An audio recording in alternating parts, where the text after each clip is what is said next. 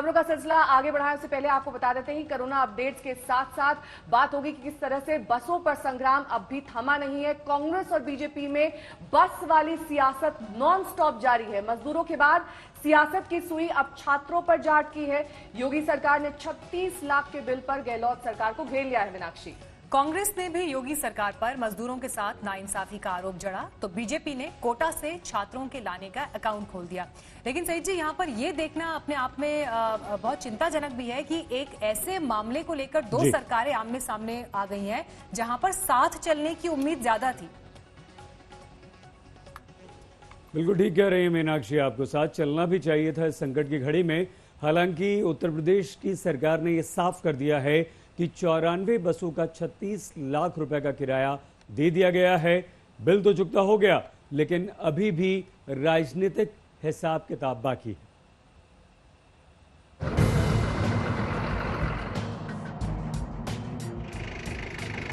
हमारे को बिल बनाकर भेज दीजिए, क्योंकि हम जो झांसी और आगरा बच्चे आए थे उनका बिल पेमेंट करना चाहते हैं। कांग्रेस कर रही है बात, सेवा की कर रही है, पैसे वसूल रही है। ये तो नौटंकी हुई ना। बस गुजर गई, काफिला गुजर गया, राही मंजिल तक पहुंच गए, लेकिन सियासत की बस अब भी दौड़ रही है, फुल स्पीड में है। यूपी और राजस्थान के बीच तू मैमे का नया अध्याय खुल गया है, जिसकी वजह है ये 36,36,664 रुपए का बिल जो राजस्थान परिवहन निगम ने यूपी को भेजा।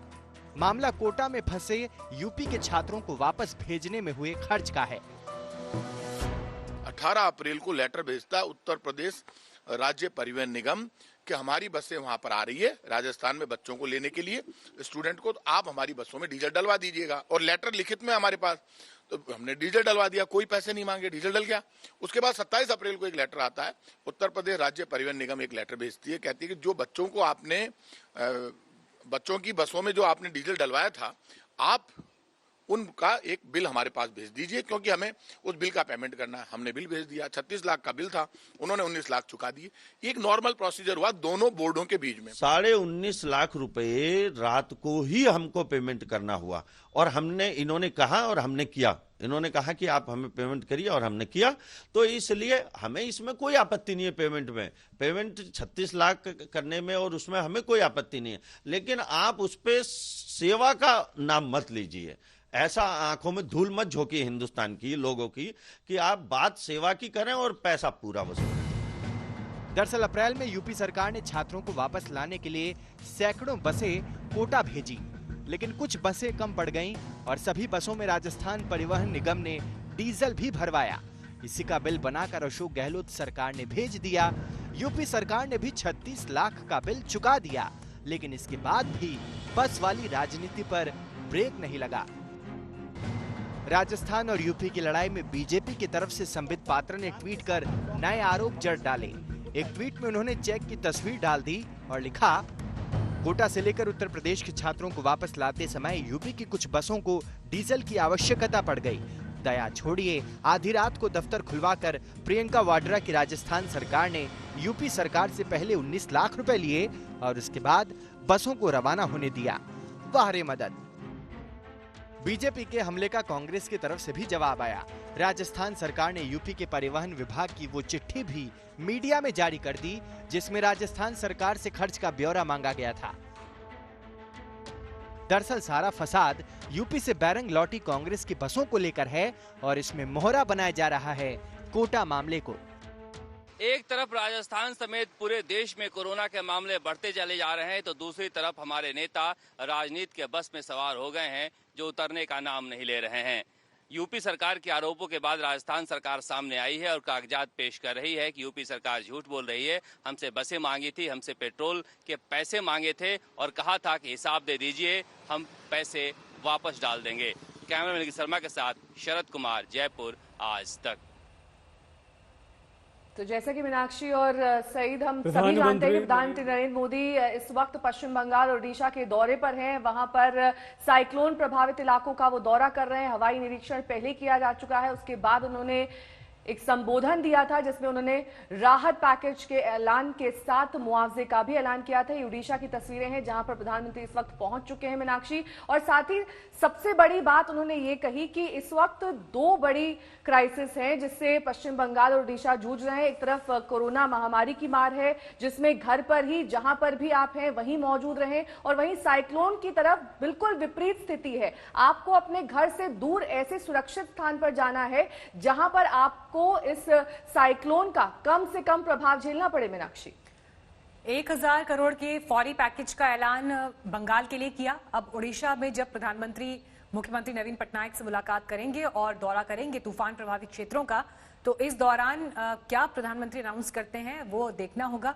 लेकिन ये दोनों ही राज्य बुरी तरह से प्रभावित। लेकिन इन तस्वीरों पर भी गौर करिए, प्रधानमंत्री को जैसे ही एयरपोर्ट पर रिसीव किया गया, आपको दिखाई देगा कि कैसे तमाम अधिकारी, नेता, मंत्री वहां पर दूरी बनाए हुए हैं। सामाजिक दूरी का पालन करना बहुत जरूरी भी है, और कोरोना संक्रमण के इस काल में जब चुनौतियों से निपटना भी है, तो अब उन चुनौतियों से निपटने के लिए भी इन नियम कायदों का पालन बहुत जरूरी है। बंगाल की तस्वीरें भी दिखा रहे हैं जब हवाई सर्वे हुआ, और अब ओडिशा में भी इसी तरह से हालात की समीक्षा प्रधानमंत्री करने वाले हैं। भुवनेश्वर पहुंचे।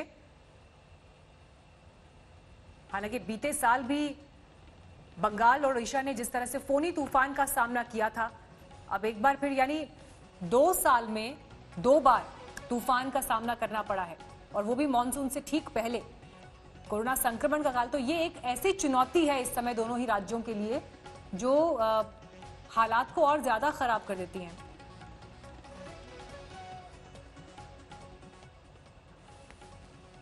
प्रधानमंत्री नरेंद्र मोदी सुबह पश्चिम बंगाल पहुंचे और इस समय ओडिशा में हैं। याद होगा आपको, जब अम्फान ने तबाही मचाई तो पश्चिम बंगाल की मुख्यमंत्री ममता बनर्जी ने कहा था कि प्रधानमंत्री नरेंद्र मोदी खुद आकर देखें कितनी तबाही हुई है, और ज़रा सा भी समय नष्ट किए हुए पीएम मोदी ने इस बात को बहुत ही पॉजिटिव ढंग से लेते हुए, स्वीकार करते हुए पश्चिम बंगाल और ओडिशा का दौरा करने की हामी भर दी थी। इस वक्त ओडिशा में हैं। हवाई सर्वेक्षण पश्चिम बंगाल का करने के बाद वो ओडिशा पहुंचे हैं। अम्फान ने ज़बरदस्त तबाही मचाई। हालांकि ओडिशा उतना प्रभावित नहीं है जितना प्रभावित पश्चिम बंगाल रहा था। पश्चिम बंगाल में न सिर्फ 70 से ज़्यादा लोगों की मौत हुई है, बल्कि एयरपोर्ट, रेलवे स्टेशन पर बुरी तरह से पानी भर गया है। फ्लाइट्स तक प्रभावित हुई थी। कई बसेस, कई गाड़ियां पेड़ गिरने की वजह से दब गई थी, नुकसान हुआ था, घरों को नुकसान हुआ था। एक स्कूल की छत पूरी तरह से उड़ गई थी। लेकिन इस वक्त, इस समय ओडिशा के दौरे पर प्रधानमंत्री नरेंद्र मोदी।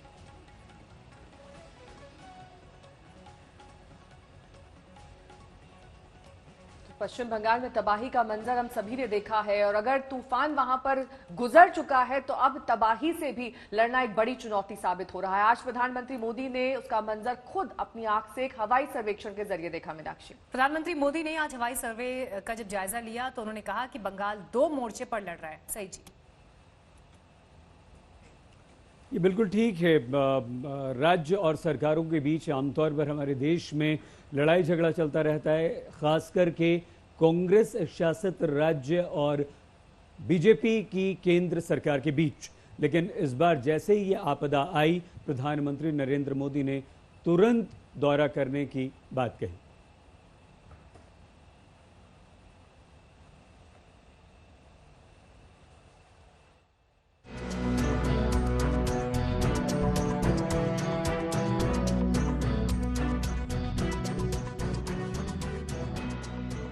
आसमान से तबाही का मंजर कुछ ऐसा दिख रहा है। बंगाल के ऊपर उड़ते इस विमान से प्रधानमंत्री मोदी उस नुकसान का जायजा ले रहे हैं जिसके निशान अम्फान तूफान छोड़ गया है। जिस तबाही का जिक्र कल ममता बनर्जी ने किया, उसकी तस्वीरें आज प्रधानमंत्री मोदी के सामने हैं। तूफान के भंवर में बंगाल कैसे घिरा हुआ है, इसकी आंखों देखिए प्रधानमंत्री मोदी के सामने है। हवाई सर्वे के दौरान हाथ में नक्शा और डिजिटल डिवाइस के साथ प्रधानमंत्री ने नुकसान की बारीक से बारीक जानकारी ली। सुबह करीब 11 बजे सोशल डिस्टेंसिंग का पालन करते हुए, चेहरे को कवर करते हुए पीएम मोदी कोलकाता पहुंचे। वहीं से ममता बनर्जी के साथ हवाई सर्वे शुरू किया। पीएम मोदी ने ममता बनर्जी और बंगाल के राज्यपाल के साथ कोलकाता, दक्षिण 24 परगना और उत्तर 24 परगना में हवाई सर्वे किया। बंगाल की इस दुख की घड़ी में हम पूरा साथ देंगे, सहयोग देंगे और बंगाल जल्द से जल्द खड़ा हो जाए, बंगाल जल्द से जल्द तेज गति से आगे बढ़े, इसके लिए भारत सरकार कंधे से कंधा मिला करके काम करेगी। पीएम मोदी ममता बनर्जी के साथ बशीरहाट भी गए, वहां ग्राउंड पर हालात देखे। बंगाल में तबाही की जानकारी लेने के बाद पीएम मोदी ओडिशा पहुंचे, चक्रवाती तूफान से उठे मुसीबतों के भंवर का आकलन किया। At this crisis, at this hour of crisis, what we feel that we must work together. There are so many departments from Government of India also, I said, from irrigation you can help us. From National Highway Authorities, so there are so many state highway is been broken and the village road is also, the condition is very bad. You can help us from National Highway. So like this, there are so many areas. They can also help us because they are also existence, state government existence is also there in this country and the central government existence is also there. चक्रवाती तूफान ने सबसे ज्यादा दक्षिण बंगाल में तबाही मचाई है। जगह जगह पेड़ उखड़े हुए हैं, दीवारें ईंटों के मलबे में बदल गईं, बिजली के खंभे धराशायी हो गए, सड़कें समंदर में तब्दील हो गई हैं। हालत यह है कि तूफान के गुजरने के 24 घंटे बाद भी कई इलाके अंधेरे में हैं। न बिजली है, न पानी, खाने पीने की समस्या है, मोबाइल नेटवर्क भी ध्वस्त है। आधे संसाधन कोरोना तो आधे तूफान से लड़ने में जुटे हैं। 165 किलोमीटर प्रति घंटे की रफ्तार से आया तूफान बंगाल को आफत के इस भंवर में फंसा गया। तूफान गुजर गया, लेकिन उसके बाद जो तबाही के निशान दिखे, उसने बता दिया कि सुपर साइक्लोन क्या होता है। बंगाल सरकार के मुताबिक कोलकाता में 15, उत्तर 24 परगना में 17, दक्षिण 24 परगना में 18, हावड़ा में 7 लोगों की मौत हुई है। इसके अलावा नादिया और पूर्व मिदनापुर में 6 लोग जान गंवा चुके हैं। चक्रवाती तूफान से पश्चिम बंगाल में 1 लाख करोड़ रुपए के नुकसान की आशंका है। कहा जा रहा है 2 शताब्दी बाद ऐसा तूफान आया है। दक्षिण बंगाल के 7 जिलों में भारी नुकसान हुआ है। नुकसान का जायजा लेने के लिए आज से 7 दिन तक मंत्रियों की टीम प्रभावित इलाकों में जाएगी। तुरंत राहत के लिए 1000 करोड़ का फंड बनाया गया है। एक एडवांस असिस्टेंस के रूप में 1000 करोड़ रुपया भारत सरकार की तरफ से व्यवस्था की जाएगी। साथ साथ जिन परिवारों ने अपने स्वजन खोए हैं, उन परिवारों को प्रधानमंत्री राहत कोष से 2 लाख रुपया और जिन लोगों को इंजरी हुई है, उनको 50,000 रुपये तक की सहायता देने का भी हम प्रधानमंत्री राहत कोष से करेंगे। कोरोना को लेकर भले ही केंद्र और बंगाल के बीच खींचतान चल रही है, लेकिन अच्छी बात यह है कि अम्फान से आई बर्बादी में केंद्र और राज्य मिलकर काम करने की कोशिश करते दिख रहे हैं। कोलकाता में मनोज्ञा लोईवाल के साथ आज तक ब्यूरो। और आपको बता दें कि कोरोना संकट पर विपक्ष की बड़ी बैठक की शुरुआत तब से कुछ ही देर बाद होगी। कांग्रेस अध्यक्ष सोनिया गांधी की अध्यक्षता वाली इस बैठक में विपक्ष के तमाम दिग्गज नेता शामिल होने जा रहे हैं। वीडियो कॉन्फ्रेंसिंग के जरिए होने वाली इस बैठक में पश्चिम बंगाल, महाराष्ट्र, झारखंड के मुख्यमंत्रियों के साथ साथ विपक्ष के तमाम बड़े चेहरे शामिल होंगे। फिर चाहे वो एनसीपी सुप्रीमो शरद पवार हो, सीपीएम महासचिव सीताराम येचुरी, हालांकि आम आदमी पार्टी से किसी को भी न्योता नहीं दिया गया है। वहीं बीएसपी और समाजवादी पार्टी से भी कोई इस वीडियो कॉन्फ्रेंसिंग में शामिल नहीं होने जा रहा। मीनाक्षी, और देखिए विपक्ष का मंथन, घेराबंदी का प्लान, हालांकि इससे पहले भी विपक्ष की तरफ से सरकार को घेरा गया है। चाहे देखिए सही जी, वो लॉकडाउन को लेकर इंतजाम हो या फिर आगे सरकार कैसे बढ़ रही है, इसे लेकर सवाल उठाए गए हैं विपक्ष की तरफ से। बीजेपी ने जबरदस्त सवाल इस बैठक पर भी उठाए हैं और ये कहा है कि ये बिखरे हुए विपक्ष को एकजुट करने की कांग्रेस की कोशिश भर है। संकट की इस घड़ी में भी कांग्रेस राजनीति कर रही है, अपनी राजनीति चमकाने की कोशिश कर रही है। देखिए, कांग्रेस पार्टी सबको साथ लेकर, सारे विपक्ष को साथ लेकर चलना चाहता है। आज देश की स्थिति ऐसी नहीं है कि विपक्ष के अंदर बिखराव हो। कांग्रेस पार्टी चाहती है सब मिलकर चलें। कांग्रेस को हमारी बिना मांगी सलाह यही है, या उनके कुछ साथियों को, कि वो संकट के समाधान का हिस्सा बने, सियासी व्यवधान का हिस्सा न बने। अनफॉर्चुनेटली अगर आप देखें तो इन्होंने शुरू से ही कंफ्यूजन क्रिएट करने में ज़्यादा भूमिका अपनी निभाई है।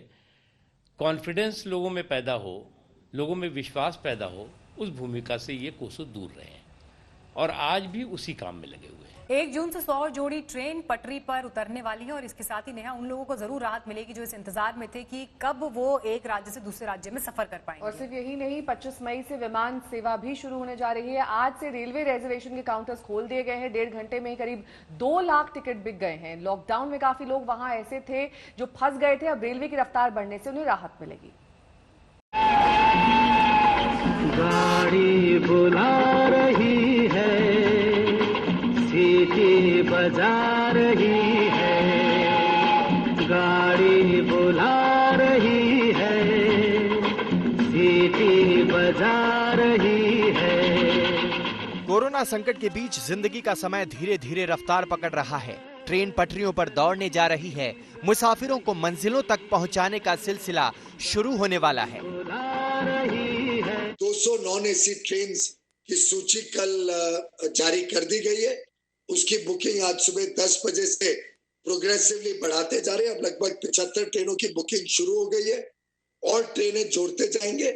जो नॉर्थ की तरफ जाती है, नॉर्थ ईस्ट की तरफ जाती है, पश्चिम बंगाल, उड़ीसा और वहां से गुजरते हुए आगे नॉर्थ ईस्ट में जाती है, उन ट्रेनों की बुकिंग हमने शुरू नहीं की है क्योंकि हम चाहते हैं कि वहां थोड़ी स्थिति सामान्य हो जाए। रेलवे ने आज से 1,70,000 कॉमन सर्विस सेंटर पर टिकटों की बिक्री शुरू कर दी है। जल्द ही स्टेशनों पर भी टिकटों की बिक्री शुरू हो जाएगी। यानी रेलवे धीरे धीरे ट्रेन सेवा की बहाली करने के रास्ते पर आगे बढ़ रहा है। 1 जून से रेलवे 100 जोड़ी ट्रेनें चला रहा है। उसके मद्देनजर अब रिजर्वेशन काउंटर जो हैं वो आज से खुल गए हैं। सुबह से ही लोग जो हैं वो रिजर्वेशन काउंटर पर आ गए थे। आप देख सकते हैं लंबी लाइन जो है ये वो तमाम लोग हैं जो अपने टिकटों को बुकिंग के लिए यहाँ पर पहुंचे हुए हैं। रेलवे ने 1 जून से ट्रेनों की आवाजाही का मेगा प्लान तैयार किया है। 1 जून से 100 जोड़ी ट्रेनों की आवाजाही शुरू होगी। नई दिल्ली स्टेशन से 17 जोड़ी ट्रेन, निजामुद्दीन स्टेशन से 9 जोड़ी ट्रेन, आनंद विहार स्टेशन से 5 जोड़ी ट्रेन, पुरानी दिल्ली स्टेशन से 2 जोड़ी ट्रेन, सराय रोहिला स्टेशन से 1 जोड़ी ट्रेन, लखनऊ जंक्शन स्टेशन से 15 जोड़ी ट्रेन। इस तरह देश के कई शहरों से ट्रेनों के परिचालन की तैयारी कर ली गई है। ट्रेन सेवा को लेकर लोगों में इतना जोश है कि बुकिंग शुरू होने के 2 घंटे के भीतर करीब 1.5 लाख टिकटों की बिक्री हो गई। दिल्ली में मिलन शर्मा के साथ आज तक ब्यूरो। तो सरकार ने ट्रेन शुरू करने का फैसला तो कर लिया है। रेलवे की तरफ से इसका ऐलान भी हो चुका है। ऑनलाइन टिकट बुक भी होने लगे हैं। लेकिन इस संकट की घड़ी में भी किस तरह से बिचौलिए फायदा उठा रहे हैं, पैसे कमा रहे हैं, आज तक ने किया टिकटों की कालाबाजारी पर यह स्टिंग ऑपरेशन। यात्री कृपया ध्यान दें, गाड़ी क्रमांक 1280 सुपरफास्ट एक्सप्रेस थोड़ी ही देर में प्लेटफॉर्म क्रमांक 3 पर आ रही है। हमको रांची जाना है। कम से कम 3,000 रुपए। रेलवे टिकट की हो रही है कालाबाजारी। 3,000 पे ज्यादा नहीं बोले मैंने आपको। आप नहीं जाओगे 3500 सुनोगे, फिर वापसी आ जाओगे यहीं पे। टूर ऑपरेटर्स कर रहे हैं टिकटों की दलाली। 3500 रुपए की एक टिकट पड़ेगी थर्ड एसी पटना की। दोगुनी कीमत पर बेची जा रही है रेलवे टिकट। ये फिर एसी है, स्पेशल है। ये आपको एक आदमी पड़ेगा 2,000 का खर्चा। एक आदमी 2,000, एसी फ्री। IRCTC की साइट भी हैक कर लेते हैं। सॉफ्टवेयर है, हैकर्स हैं, वो करते हैं, हैकर की करते हैं। तो IRCTC चलता ही नहीं। IRCTC आज तक के स्टिंग ऑपरेशन से खुलासा। अगर आपको कहीं जाना हो और आप IRCTC के वेबसाइट पर जाकर टिकट कराते हैं तो हो सकता है कि टिकट ना मिले। ऐसा शायद इसलिए हो रहा होगा कि आपके टिकट की कालाबाजारी हो रही है। जी हाँ, कालाबाजारी। हमारे 3 अंडरकवर रिपोर्टर्स ने मिलकर इस कालाबाजारी का भंडाफोड़ किया है। तो शुरुआत हम इंडिया टूरिस्ट कंपनी से करते हैं, जहां पहुंचे हमारे संवाददाता मोहम्मद हिजबुल्लाह। हमको रांची जाना है। रांची जाना है, कम से कम 3,000 रुपये। हाँ, कम से कम 3,000 रुपये। 4 लोग हैं। 3,000 रुपये। 3,000 कितने तारीख की मिलेगी सर? टिकट मिलेगा आपको कल। आपको फोन पे मैसेज डाल देंगे, आप लोग टिकट ऑनलाइन चेक कर लेना। 21 तारीख को टिकट जो टाइम आपका गाड़ी का होगा उससे 2 घंटे पहले आप आ जाइए यहाँ पर। मैं टिकट दूंगा, यहीं से आपको। ट्रैवल एजेंसी चलाने वाला कैसे टिकट बनवा देगा, इसकी तकनीक समझिए। इसका दावा है कि ये IRCTC की साइट ही हैक कर लेते हैं। और ये सर आज शाम तक ही है, आज शाम तक ही है। शाम को फॉर्म भेज देते हैं बनने के लिए। अच्छा, 8 बजे बुकिंग खुलेगी। हाँ, अगर आपको कल सुबह दे तो नहीं होगी, रात को ही डाल देंगे, आपकी फॉर्म भेज देते हैं। तो सुबह बुकिंग होगी तो रात को कैसे भेज देंगे? रात को भेजेंगे तो सुबह होगी भाई। अच्छा, कहीं और बुक करते हैं, यहाँ से नहीं बैठ के करते? यहाँ पे सॉफ्टवेयर थोड़ी है, यहाँ पे कोई मिल भी नहीं सकता। सॉफ्टवेयर जिनमें सॉफ्टवेयर है, हैकर्स हैं, वो करते हैं, हैक करके करते हैं। हम तो IRCTC चलता ही नहीं, IRCTC। अब हम आपको दूसरी travel agency book India trip में ले चलते हैं। उससे जानिए कि रेलवे की नाक के नीचे कैसे धड़ल्ले से टिकटों की कालाबाजारी चल रही है। हम तो 2 दिन से ट्राई कर रहे हैं, बुक ही नहीं हो रहा है। तो बुक कर लोगे तो हम लोग दुकान नहीं बढ़ा देंगे। तो आप लोग कैसे कर रहे हैं? लो जी, और रेसिपी नहीं बताएंगे आपको, बढ़िया खिलाएंगे खाना। रेसिपी मत जानिए, आप खाइए बढ़िया। नंबर देता हूँ, उस पर सबकी ID फ्रंट एंड बैक की, और 3-4 ईमेल एड्रेस। 3-4 email address? अच्छा, आपका होगा, आपके साथ जो जा रहे हैं उनका तो सबका होगा। ईमेल एड्रेस, सबके फोन नंबर। उसके बाद जब टिकट बन जाएगी तो एक और फॉर्मेलिटी है वो करेंगे। टिकट की कालाबाजारी करने वाले ये दलाल आपके ईमेल का इस्तेमाल करेंगे, आपकी IRCTC की ID लेंगे और उसी का इस्तेमाल करके आपको टिकट देंगे।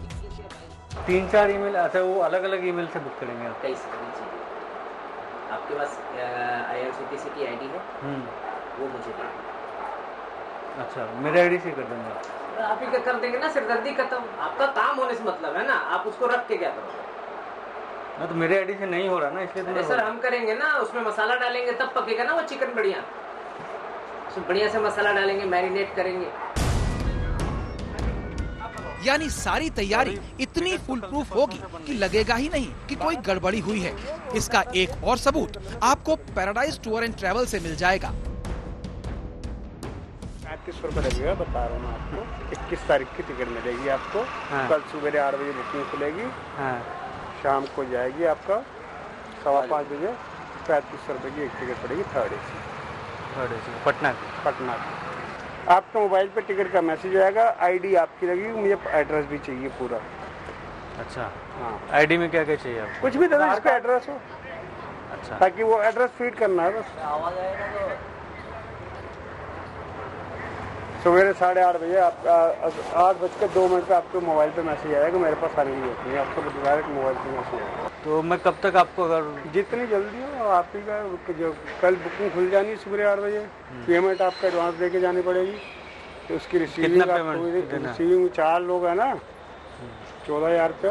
तो आप खुद ट्राई करोगे, 1 महीने तक ट्राई करते रहो, नहीं बनेगी। 2 दिन तो ट्राई करके आया। हाँ, नहीं बनेगी। वो 40 सेकंड में गाड़ी फुल हो रही है। तो आप लोग कैसे बुक कर लेते हैं? 40 सेकंड में गाड़ी। आप लोग कैसे बुक कर लेते हैं? वो छोड़ो, हमारा काम है, वो सर्वर है, बिना सर्वर के नहीं होगी। अच्छा, सर्वर से आप लोग हैक करके? हमारे 2 और अंडरकवर रिपोर्टर जमशेद खान और नितिन जैन पहुंचे नई दिल्ली रेलवे स्टेशन के सामने पहाड़गंज के एक टूर ऑपरेटर के दफ्तर में। यहाँ बैठे संतोष से हमने जम्मू जल्द से जल्द जाने के लिए 6 टिकट मांगे। भैया ऑनलाइन हो रहा है भैया, जितना जल्दी हो सके। 15 तारीख को मिल जाएगा, 15 तारीख को जल्दी बताओ। 15 तारीख को मिल जाएगा जम्मू? 15 तारीख को जम्मू मिल रहा है। 6 टिकट। 15 तो परसों है, 13 है। नाम और ID। हेलो भैया को फोन कर दिया हमने। 4 मिल जाएंगे भैया, 4 परसों का? हाँ, 15 तारीख को। परसों है ना, 15 मिनट। हैरानी वाली बात ये कि टिकट की मारामारी में 2 दिन के बाद का कंफर्म टिकट दे रहा था, जबकि 20 मई तक की सारी स्पेशल ट्रेनों में सीट भर चुकी थी। और ये इसलिए मिल रही है क्योंकि आपको 2 गुनी कीमत चुकानी है। अगर रेलवे मंत्रालय ने इस पर तुरंत ध्यान नहीं दिया तो ट्रैवल एजेंसी वाले टिकट की कालाबाजारी करके मालामाल होंगे और आम आदमी परेशान। नितिन जैन और जमशेद खान के साथ मोहम्मद हिजबुल्ला, आज तक। कोरोना के जाल में बुरी तरह फंस चुके अमेरिका ने एक बार फिर चीन पर निशाना साधा है। बिल्कुल, और इस बार ट्रंप ने ये आरोप लगाया है कि चीन अमेरिकी चुनाव में अपना हित साधने की कोशिश कर रहा है और वो दुष्प्रचार कर रहा है, और ऐसा वो पहले भी कर चुका है। सही, ट्रंप का यह पहला आरोप नहीं है नेहा, लेकिन जिस तरह से वो लगातार हमलावर है, चीन उससे बेहद परेशान हो उठा है और अब चीन बार बार सफाई देने पर मजबूर हो रहा है।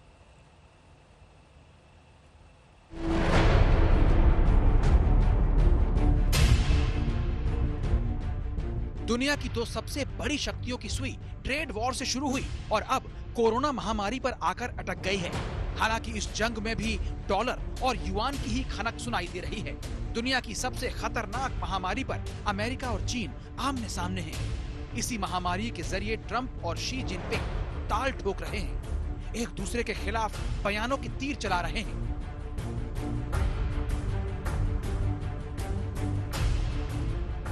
अमेरिका के राष्ट्रपति डोनाल्ड ट्रंप ने एक बार फिर चीन को इस वायरस के लिए घसीटा है। ट्रंप ने ट्वीट करके कहा, चीन में कुछ सिरफिरे कोरोना के लिए चीन की जगह दुनिया को दोषी ठहरा रहे हैं, जिसने लाखों लोगों की जान ले ली। सच तो यह है कि चीन के ये निकम्मेपन का नतीजा है, जिसकी वजह से दुनिया भर में मौतें हो रही हैं। ट्रंप चीन को लगातार घेर रहे हैं। इससे पहले उन्होंने कहा था कि हमारी चीन के साथ ट्रेड डील की स्याही अभी सूखी भी नहीं थी कि चीन से आए वायरस ने तबाही मचा दी। We'll see. We got a lot of things going with China. We're not happy about China, I will tell you that. The ink wasn't dry on a great trade deal, and all of a sudden, the plague comes in from China. We're not happy about it. वहीं चीन भी लगातार America पर पलटवार कर रहा है। सवाल चीन की साख का है। कोरोना वायरस की वजह से चीन पूरी दुनिया की नजरों में खटकने लगा। बावजूद इसके चीन बैकफुट पर आता नहीं दिखना चाहता। कभी वो अपने पाक साफ होने की दुहाई देता है, तो कभी वो वायरस की वुहान लैब से हुई उत्पत्ति की बात को नकारता है। 此前呢，已经多次详细的介绍了中方疫情防控工作的时间线，有关的事实呢是十分清楚的。中方始终秉持公开、透明、负责任的态度，向世卫组织和包括美国在内的国家和地区及时的通报疫情，分享病毒基因的序列。 चीन हर वो हथकंडा अपना रहा है जिससे उसके गुनाहों पर पर्दा पड़ जाए। ट्रंप प्रशासन को बदनाम करने के लिए चीन प्रोपेगेंडा का भी सहारा ले रहा है। दरअसल कुछ दिनों पहले फ्रांस में चाइनीज एम्बेसी ने ट्विटर पर एनिमेटेड वीडियो पोस्ट किया, जिसका टाइटल था वंस अपॉन अ वायरस। इसमें दिखाया गया कि चीन वायरस को लेकर दुनिया को लगातार जानकारी देता रहा है, जबकि अमेरिका सावधानी बरतने की जगह चीन पर आरोप लगाता रहा है। चीनी मीडिया पर ज्यादातर वही प्रसारण हो रहा है जो अमेरिका के खिलाफ हो। देखिए इस पूरे वीडियो की कहानी खुद इसी वीडियो की जुबानी। वायरस डॉक्टरों को मार रहा है। ठेठ तीसरी दुनिया। ये हवाई है। ये अप्रैल में जादुई रूप से चला जाएगा। घर पर रहो। ये मानवाधिकारों का उल्लंघन है। हमारे आंकड़े कम हो रहे हैं। असंभव। इटली को देखो। चीन और अमेरिका की इस लड़ाई में WHO भी कटघरे में घिर गया है। अमेरिका ने जहां WHO पर चीन का साथ देने का आरोप मढ़ा, वहीं चीन ने अमेरिका के खिलाफ मीडिया में संपादकीय छपवाकर बदनाम करने का प्लॉट तैयार किया। आज तक ब्यूरो। कोरोना वायरस की वजह से अमेरिका और चीन आमने सामने आ गए और जिस तरह से कोरोना ने अमेरिका में तबाही मचाई है, उससे ट्रंप चीन के खिलाफ आग बबूला है। मीनाक्षी, ट्रंप चीन को निशाने पर लेने का कोई मौका नहीं छोड़ रहे। हालांकि चीन भी पलटवार करने में पीछे नहीं है। सही जी।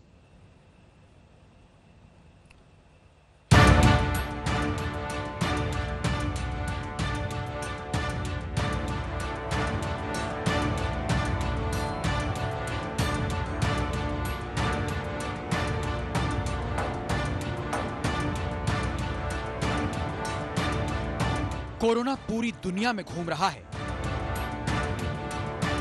तबाही मचा रहा है, कहर बरपा रहा है।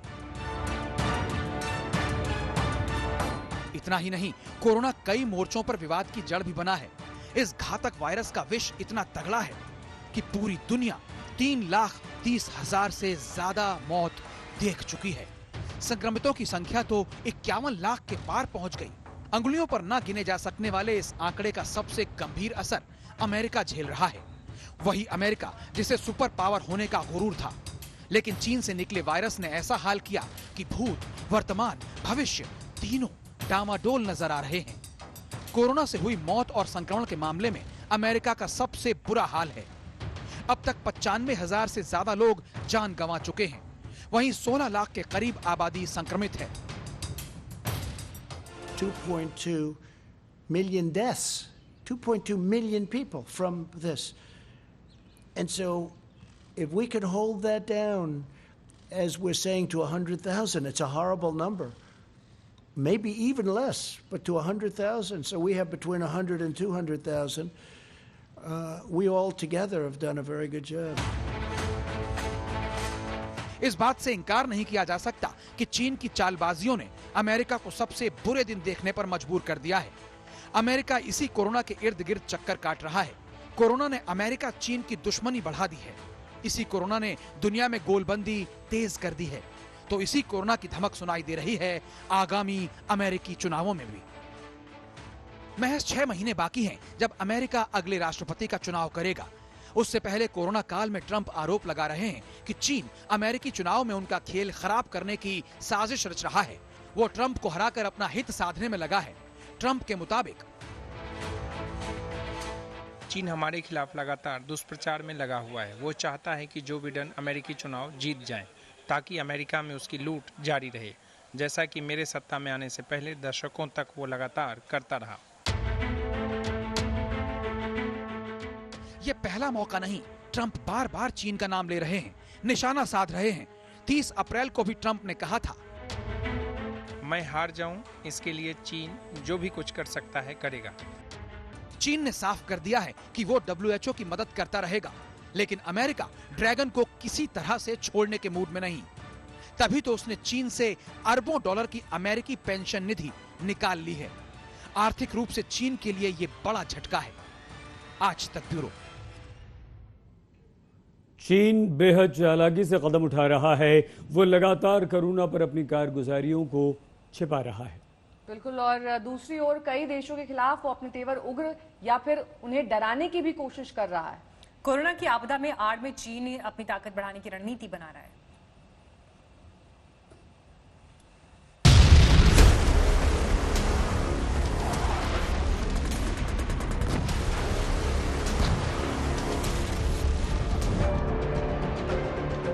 अमेरिका चीन पर बौखला रहा है। वो बार बार अंजाम भुगतने की चेतावनी दे रहा है, लेकिन चीन तो ऐसे बर्ताव कर रहा है जैसे उसे किसी बात की फिक्र ही नहीं। अमेरिका जिस भाषा में बात कर रहा है, चीन उसी लहजे में उसका जवाब दे रहा है। कोरोना को लेकर अमेरिका और चीन में दुश्मनी तेज हो गई है। लगे हाथ दोनों मुल्क दोस्तों की तलाश भी तेज कर चुके हैं। लेकिन इस सब के बीच चीन अपनी चालबाजियों से बाज नहीं आ रहा।